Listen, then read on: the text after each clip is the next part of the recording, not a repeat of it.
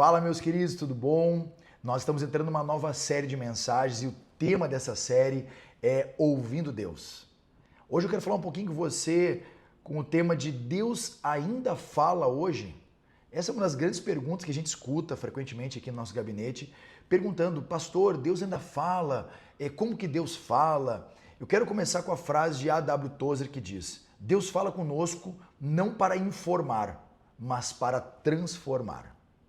Deus fala conosco não para informar, mas para transformar. Olha o que o texto de Hebreus, capítulo 1, verso 1 e 2 diz.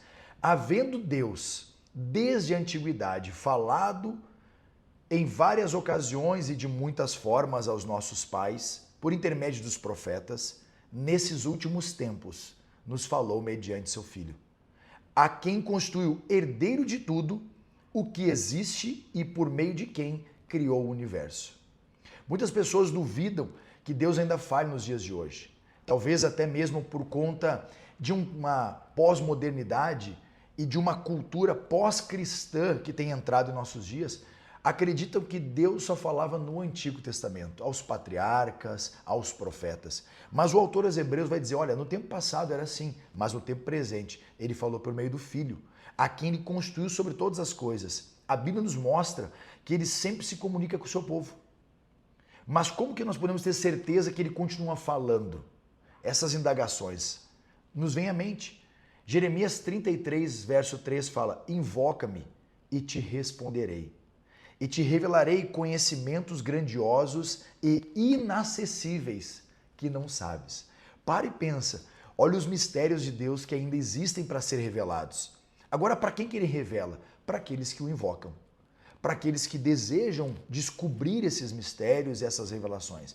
Os nossos sábios chamam isso de Parnassá. Parnassá é como se fosse, por exemplo, a cura do câncer. Ela já existe, porém ainda ninguém acessou. A hora que alguém acessar, essa é uma revelação contida nos céus e que o Senhor traz àquela pessoa que de repente buscou, que teve a graça de receber ela, enfim. Então, por exemplo, um avião, como quando foi feito, isso foi um Parnassá, a energia elétrica, um Parnassá, e hoje para nós são coisas acessíveis, né? Muitas pessoas vivem como se Deus fosse silencioso. Acham que ele falou apenas no passado para os patriarcas, profetas e discípulos. Mas a verdade é que Deus é um Pai amoroso. E ele continua falando aos seus filhos, ele continua se comunicando. Ele deseja um relacionamento vivo e contínuo comigo e com você. Essa é a grande sacada de compreendermos quem Deus é e como ele fala. Se Deus fala, por que tantos não o ouvem? Será que estamos distraídos? E essa é uma pergunta que eu preciso te fazer. Porque a distração, ela rouba um pouco da sensibilidade espiritual minha e sua. Quando nós estamos distraídos com rede social, com conversas paralelas, com a correria do dia a dia, com os nossos compromissos de WhatsApp, de Telegram ou outras ferramentas que nós temos para cumprir agendas, com as agendas cheias e às vezes nós estamos cumprindo a agenda dos homens e esquecendo a agenda de Deus, esquecendo de ouvir o que Deus tem. Olha a oração de Jesus, faça-se a tua vontade, assim na terra como é no céu.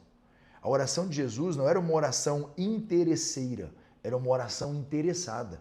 E por consequência, lá em João 4, nós vamos ouvir ele dizendo para os seus discípulos, uma comida eu tenho para comer que vocês não conhecem. E a comida que me alimenta é fazer a vontade daquele que me enviou.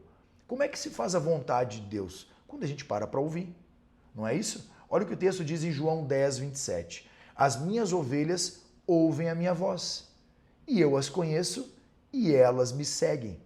Será que não sabemos como reconhecer a sua voz?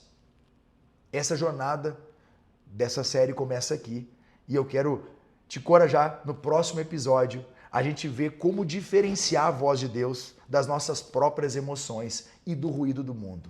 Deus te abençoe.